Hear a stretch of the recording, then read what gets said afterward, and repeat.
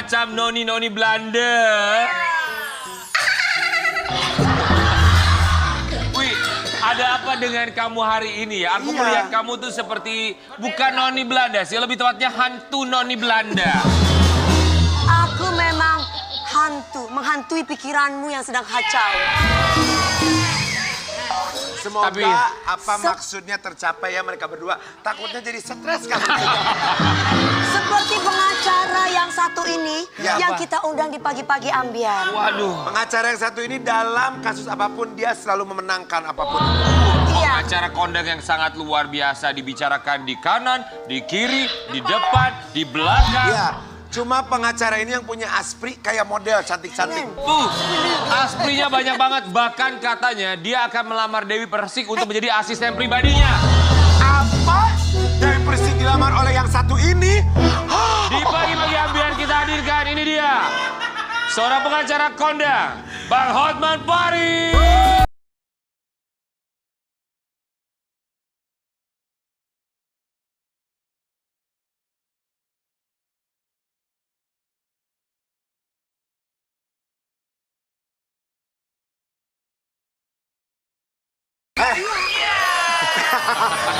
Gimana kak? Gimana kak? Oh menggoda. Jangan mentang-mentang lu lagi single ya. Iya. Dulu kau jual mahal, sekarang mau. Bang, seandainya Dewi Persik mau jadi asisten pribadi abang, Ya. abang mau nggak? Kayaknya sih mau. Ini pasangan yang cocok nih ya. Dia tahu kebutuhan laki-laki. Dia tahu kebutuhan laki-laki. Iya. Oh ya Cuma Oh ya Oh my God. Dia bukan cuma tahu kebutuhan laki-laki, biasanya dia memenuhi kebutuhan laki-laki. benar. Cuman bahaya. Kenapa? Kamu harus siap ditinggalkan pada saat dia bosan. Wah, Dan sudah 3 korban betul. yang resmi. Iya. Belum lagi yang tidak resmi. Bahaya lo ngundang Bang Hotman. Itu semua tidak benar. Memang ada yang gak resmi siapa sih Bang? Namanya dunia artis. Iya. Jangan- Tapi apa Aduh. pagi hari ini lihat deh, sepatunya bling-bling banget. Iya. Iya.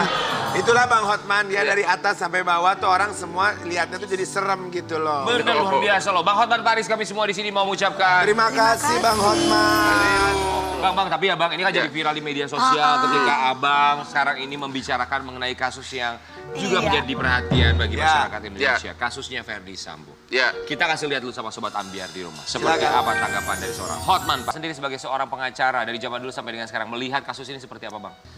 Pembunuhannya sudah diakui. Berarti sudah kena. Ya. Cuma pembunuhan berencana atau pembunuhan spontan hanya itu doang. Jadi hanya mencari hukuman apa yang setimpal. Itu aja. Karena kalau pembunuhan yang direncanakan itu sudah pasti hukumannya mati ya Bang. Mati atau seumur hidup. Ya. Oh tapi kalau misalkan tidak direncanakan. Kalau spontan maksimum 20 tahun.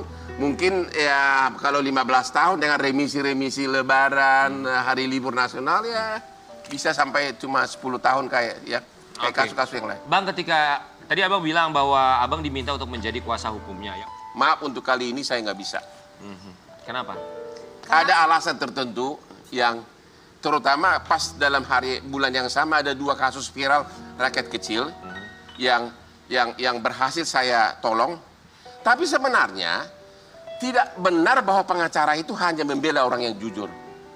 Karena apa? Justru di Amerika sejak zaman Abraham Lincoln, seseorang yang membunuh mayat sudah di depan.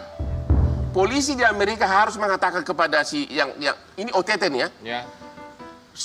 Pas pada saat dia ditangkap, kalau lupa mengucapkan kalimat ini, maka dakwanya akan batal di pengadilan dan pelaku akan bebas. Yaitu, you have the right to remain silent. Kamu berhak untuk diam. Ya. Ya. Kamu berhak untuk menunjuk pengacara. You have the right to appoint lawyer. Ya.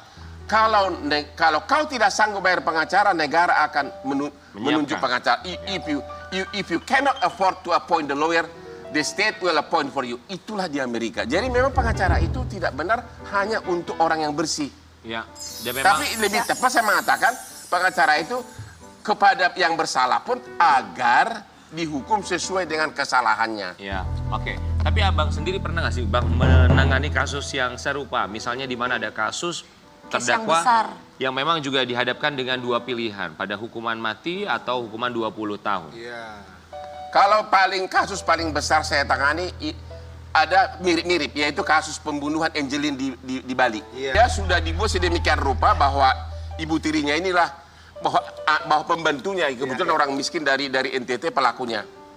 Dan dia mampu mendatangkan pengacara kaya dari Jakarta. Nggak tahu sih kekayaan mana dari gue ya. Akhirnya masyarakat Bali mengatakan ini harus dicari imbangannya. Kebetulan agak sedikit musuhan kan. Ya, gue datang ke sana. Akhirnya gue sidang sampai 30 kali, aku bayar sendiri. Dan waktu di pesawat lah saya terkejut. Kenapa? Karena pertama, di dalam visum dokter disebutkan luka di anak cewek umur 7 tahun ini ada 31 luka. Kalau 31 luka berarti penyiksaannya lama. Ya. Nggak mungkin ibu tiri nggak tahu, ibunya nggak tahu kan? Ya. Bukan ibu tiri, ibu angkat. Ya. Nggak mungkin dong ya, pasti lapor polisi kan? Betul. Nah itu, terus di persidangan banyak yang lucu-lucu lagi. Ada darah di tempat tidur. Saya bilang di sidang di depan hakim, Pak Hakim emang katanya datang pengacara sana mengatakan itu darah kucing. Terus saya bilang, emang di Bali kalau kucing menstruasi di atas tempat tidur gitu kan? Itu satu. Tapi itu sebenarnya darahnya siapa? Ya siapa iya? Ada pembunuhan ya siapa lagi? Ya. Yang kedua, ternyata itu anak yang dibunuh itu ditanam di suatu lubang yang cuma jarak 3 meter dari kamar tidur dari si ibu angkat ini, di mana ibu angkat ini tiap hari memberikan makan, dia kan peternak ayam. Ya. Jadi dia pasti tahu dong kenapa itu ditutup. Iya. Karena lubangnya besar. Tapi di persidangan yang bikin benar-benar orang terkejut adalah ketika mayat itu digali, banyak air di bawahnya. Saya tanya di sidang, apakah di Bali selama bulan sekian masih ada hujan? Tidak ada hujan. Berarti apa? Ada orang menyiram agar tidak bau. Akhirnya waktu itu saya udah yakin banget bakal bebas klien saya ini. Saya tantang Hotman Sitompul. Lu berani nggak bertaruh? Jam gua mana? Jam Rolex gue bilang harga 1 M. Kalau klien lu tidak kena 338 atau 340 pasti kena, saya bilang. Kalau nggak kena, ini jam Rolex gue harga 1 miliar. Ya. Cuma satu pun orangnya nggak ada pakai Rolex, jadi nggak jadi taruhan. Dan ternyata dihukum ibunya pembunuhan berencana 340 seumur hidup. Seumur hidup. Dan abang yang memenangkan kasus itu. Ya, aku memenangkan kasus itu. Nah kalau kasusnya Pak Ya, itu Ferdi Sambo. mirip lah dengan ini. Karena memang tuntutannya dihadapkan dengan dua hukuman yang satu hukuman mati, yang satu hukuman seumur hidup seumur atau Ya, 20 mirip-mirip tahun. lah. Ya. Oke. Kalau itu udah Nah, pas. ini Ya. abang sendiri kenapa tidak mau? Ada satu lagi yang menarik di situ. Apa? Dalam persidangan oleh pihak sana mengatakan bahwa sekali tendang 31 luka. Saya bilang orang Bruce Lee aja jago karate, kalau tendang paling 2 luka, berarti 31 Iya, luka. Bang. Tapi jadi so far kita harus lihatlah nanti di pengadilan seperti Iya. apa. Ya. Benar, Bang. Tadi abang juga sebut bahwa abang membela beberapa kasus Membela diantaranya rakyat yang viral juga Iya. di media sosial ya. Ini ada yang kasus pencurian di minimarket, Minimarket. dugaan pencurian di minimarket. Itu Bukan gimana? dugaan lagi. Abang membela untuk siapa kuasa hukum? Iya, itunya, Karyawan si di karyawan itu. minimarket ya, Bang. Karyawannya Jadi ya. ceritanya begini, saya ini setiap bangun tidur pagi, buka WA, Ya. saya pertama mengharapkan WA dia, tapi agak jarang gitu. Masuk lagi. Ya, jujur, se-Indonesia sekarang ini selalu ngadu ke saya kalau ada menyentuh rakyat kecil. Ya. Jadi saya lagi di Bali waktu itu, saya lagi mengelola klub saya yang di sana. Tiba-tiba saya bangun, udah banyak benar. Makanya saya langsung bikin video, pasti pakai kimono, mata masih belekan. Saya bilang, karena saya lihat, jangan mau mengalah, saya bilang sama karyawan itu.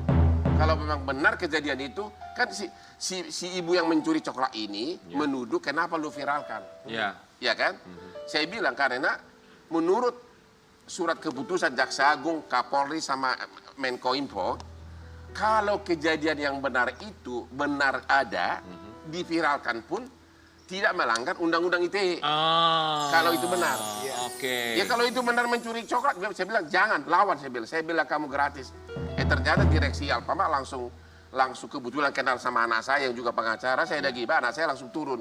Dan begitu buat laporan polisi, kita bikin pasal perbuatan tidak menyenangkan sama intimidasi, Bapak Kapolres dan sebagainya langsung mengirim tim menjemput itu ibu. karena udah viral di mana-mana. Iya. Dijemput, akhirnya ibu itu nangis-nangis minta damai.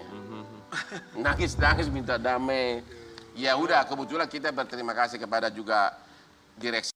Ya udahlah, nggak apa-apa lah, asal dia sudah benar-benar mengaku bersalah. Ketemu sama abang secara langsung si ibu? Anak saya.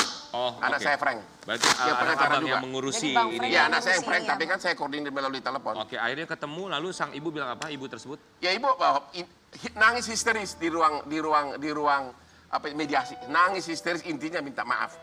Histeris banget. Alasannya sebenarnya Iya, adalah dia nggak bilang, tapi nangis saja minta damai. Ada suaminya juga datang, putrinya juga datang, semua Karena datang minta memang damai. bersalah kan. Iya, iya. Mengambil coklat itu kan. Coklat dan sampo. oh ada samponya Ada juga. sampo. Tapi abang tahu pasti alasannya kenapa ibu tersebut mengambil coklat dan sampo? Ya, ada yang bilang ada aspek kejiwaan, ada yang bilang begitu, kita nggak tahu lah. Nah, kita kan nggak tapi Padahal naik mobil mewah ya, Bang. naik Mercedes Benz. Oke, naik mobil mewah ya. Katanya di dua udah pernah terjadi juga di tempat lain. Oke ya. Ya. Tapi akhirnya sekarang kasusnya sudah damai ya. Sudah damai. Oke. Terus yang kedua itu tadi pemukulan itu, kalau itu seru tuh. Itu yang di SPB. Perempuan yang dipukul itu ya, Bang? Jadi rupanya sama-sama antri mau isi bensin. Ya. Katanya si oknum DPRD itu mau motong. Ya. Di dalam mobil yang dipotong itu ada ibu sama putrinya. Ibunya keberatan. Ya. kan, ibunya keberatan, ya karena sama antri kan. Iya. Terus tapi si itu ngotot. Akhirnya terjadilah perang mulut. Ya. Terus sama si anak gadisnya ini mau difoto itunya. Plat nomornya. Nomor polisinya. Langsung keluarlah si bapak kita wakil rakyat ini ditonjokin gitu loh. Sang ibu ya. Ya, putrinya yang ditonjokin. Putrinya, oke. Ya. Yang ditunjukinnya ketemunya bukan sama Kak Dewi ya, kalau sama Kak Dewi panjang kan. Waduh, urusannya luar biasa. Bang, akhirnya ini kasusnya gimana kalau yang di SPBU itu? Itu langsung saya rupanya itu kejadian tanggal 5 Agustus sudah dilaporkan Polsek, tapi 2 kali dipanggil orang DPRD itu tidak datang. Akhirnya dikirimlah saya semua videonya, saya viralkan, langsung saya viralkan juga, langsung saya bilang kepada halo Bapak Kapolri, tolong perintahkan Kapolda Sumsel nenek.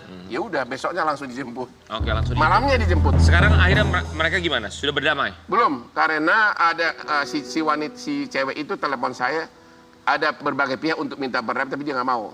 Dia terserah kamu, saya bilang. Tapi kamu berhak untuk menolak berdamai. Hak kamu, saya bilang. Jadi sampai sekarang masih belum ada keputusan berdamai atau lanjut ya? Jadi atas dasar itulah, nih saya umumkan nih kebetulan ini. Mulai hari Jumat datanglah ke Bali, ada program Hotman 911. Yaitu bagi masyarakat pencari keadilan yang kurang mampu, konsultasi gratis sama saya di Beach Club di Bali. Oke.